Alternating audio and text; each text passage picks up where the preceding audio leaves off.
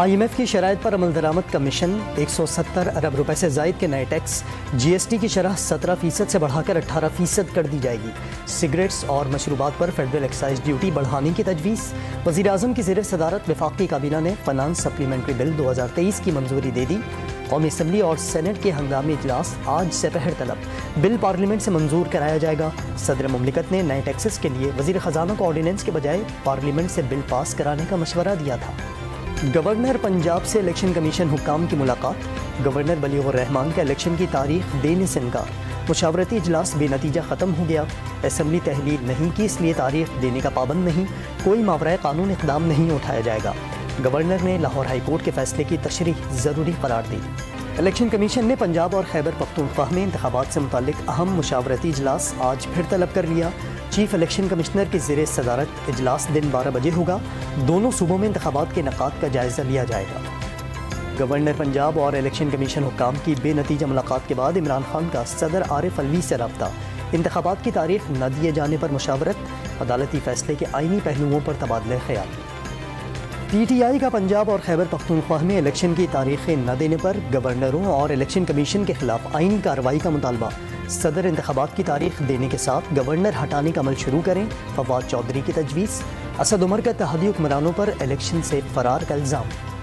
Khyber Pakhtunkhwa assembly کے انتخابات کی تاریخ کیوں نہیں دی گئی؟ پشاور ہائی کورٹ کا گورنر سے سوال۔ جمعرات تک تحریری جواب جمع کرانے کی مہلت، الیکشن کمیشن سے بھی جواب طلب کر لیا گیا۔ لاہور ہائی کورٹ پنجاب میں انتخابات کے لیے آج ایک اور درخواست کی سماعت کرے گا۔ جتنے کیسز عمران خان صاحب نے بنائے اور اس کے ساتھ انہوں نے تمام وہ ثبوت اکٹھے کرنے شروع کر دیے، اور ان کو ملا کون تھا؟ صرف ایک شخص جس کو وعدہ معاف گواہ بنایا تھا، اسرار سعید صاحب، جو سلیم شہزاد صاحب DG نیب لاہور نے بنائی تھی۔ وہ آج اس کا بھانڈا پھوٹ گیا۔ وزیر اعظم شہباز شریف کے خلاف آشیانہ اسکینڈل میں نیب کا وعدہ معاف گواہ اسرار سعید منحرف۔ LDA کے چیف انجینئر کا عدالت میں بیان ریکارڈ۔ پہلا بیان دباؤ اور جبر کا نتیجہ قرار دے دیا۔ مریم اورنگزیب کا شہباز شریف کے خلاف جعلی کیسز کے ساتھ جھوٹے گواہ بنانے کا بھی دعویٰ۔ مریم نواز کا حقیقی آزادی کے بیانیے کی زمان پارک میں تدفین کا مشورہ۔ عمران خان نے حکومت کے خاتمے پر پہلے امریکی سازش کا راگ الاپا، اب ملبہ جنرل ریٹائرڈ باجوہ پر ڈال دیا۔ سابق آرمی چیف سپر کنگ تھے تو آپ کیا ملازم تھے؟ قوم کو بتائیں کہ امریکہ سے معافی مانگ لی۔ نون لیگ کے چیف آرگنائزر کا PTI چیئرمین سے سوال۔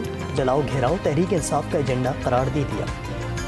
ضمنی انتخابات لڑیں یا نہیں؟ بلاول کی زیر صدارت پیپلز پارٹی کے پارلیمانی بورڈ کا اجلاس۔ فیصلے کا اعلان آصف علی زرداری کی ہاں یا نہ سے مشروط۔ سینئر رہنماؤں نے الیکشن نہ لڑنے کی تجویز دے دی۔ MQM اور ANP کو بھی الیکشن نہ لڑنے پر قائل کیا جائے۔ جیالی قیادت نے نون لیگ کے سامنے شرط رکھ دی۔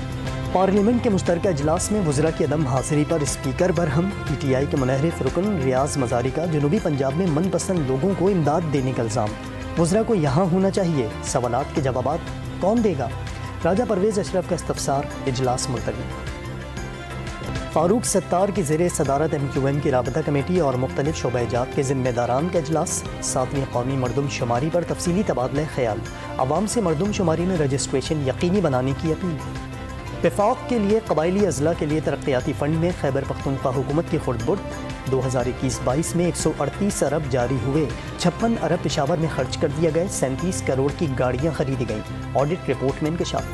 تحریک انصاف کے اراکین پارلیمنٹ لاجز کے لاکھوں روپے کے نادہندہ۔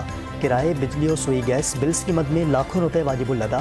فخر امام، علی زیدی، صداقت عباسی، کمل شوزب اور اندلیب عباس بھی پیسے نہ دینے والوں میں شامل۔ انٹر بینک میں ڈالر مزید 2 روپے 10 پیسے سستا، قیمت 267 روپے 34 پیسے ہو گئی۔ اسٹاک ایکسچینج میں شدید مندی، 100 انڈیکس میں 567 پوائنٹس کی کمی، انڈیکس 41,150 پوائنٹس پر آ گیا۔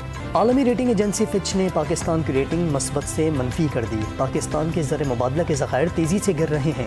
عالمی ایجنسی کا اظہار تشویش، IMF پروگرام میں تاخیر بھی ریٹنگ میں تنزل کی وجہ۔ مقامی طور پر تیار گاڑیوں کی قیمتوں میں اضافہ، 7 ماہ میں مانگ 43% کم ہو گئی۔ وفاقی محتسب نے عوامی شکایات پر نوٹس لے لیا۔ وزارت صنعت و پیداوار اور انجینئرنگ ڈیولپمنٹ بورڈ سے تفصیلی رپورٹ طلب۔ پشتون تحفظ موومنٹ کے رہنما علی وزیر سینٹرل جیل کراچی سے رہا۔ PTM کارکنوں نے پھول برسائے۔ وزیرستان سے منتخب رکن قومی اسمبلی کو 16 دسمبر 2020 کو پشاور سے گرفتار کیا گیا تھا۔ شمالی وزیرستان میں قیدیوں کو چھڑانے کے لیے CTD ٹیم پر حملہ، فائرنگ کے تبادلے میں 4 حملہ آور اور زیر حراست 3 ملزم مارے گئے، 6 دہشت گرد فرار۔ کلعدم TTP کے دہشت گردوں نے حملہ قیدیوں کو میرانشاہ سے بدو منتقلی کے دوران کیا۔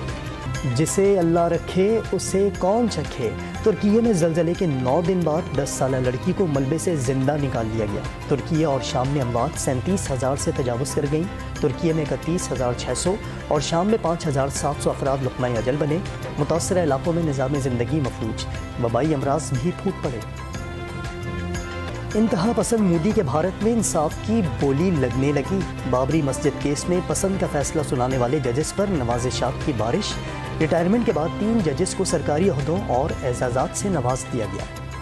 کراچی کے نیشنل اسٹیڈیم میں PSL 8 کا پہلا ٹاکرا۔ سپر لیگ کے سپر مقابلے میں پشاور زلمی نے کراچی کنگز کو شکست دے دی۔ پشاور زلمی کے 200 رنز ہدف کے تعاقب میں کراچی کنگز 197 رنز پر ڈھیر۔ زندہ دلانے لاہور میں PSL میچز کے ٹکٹس کی فروخت۔ 26 مارچ کو قذافی اسٹیڈیم میں ہونے والے فائنل میچز کی تمام ٹکٹیں فروخت۔ 26 فروری کو لاہور اور پشاور کے میچ کی صرف چند ٹکٹس ہی باقی رہ گئیں۔ لاہور میں فائنل، کوالیفائر، پلے آف اور ایلیمنیٹر سمیت 9 میچز شیڈیول۔ PSL 8 میں پشاور زلمی اور کراچی کنگز کا میچ دیکھنے کے لیے گورنر سندھ کی نیشنل اسٹیڈیم آمد۔ نجم سیٹھی نے PCB کی جانب سے کامران ٹیسوری کو یادگاری شیلڈ پیش کی۔ 2.5 فٹ کا دولہا، 3 فٹ کی دلہن۔ حافظ آباد کے رانا طلحہ اور شازیہ زندگی بھر کے ساتھی بن گئے۔ باراتیوں کے ساتھ دلہا میاں بھی جھومتے نظر آئے۔ اور کراچی کی خواتین فٹنس کے لیے جم کا رخ کرنے لگیں۔ کئی جمز میں خواتین کے لیے علیحدہ حصے مختص کر دیے گئے۔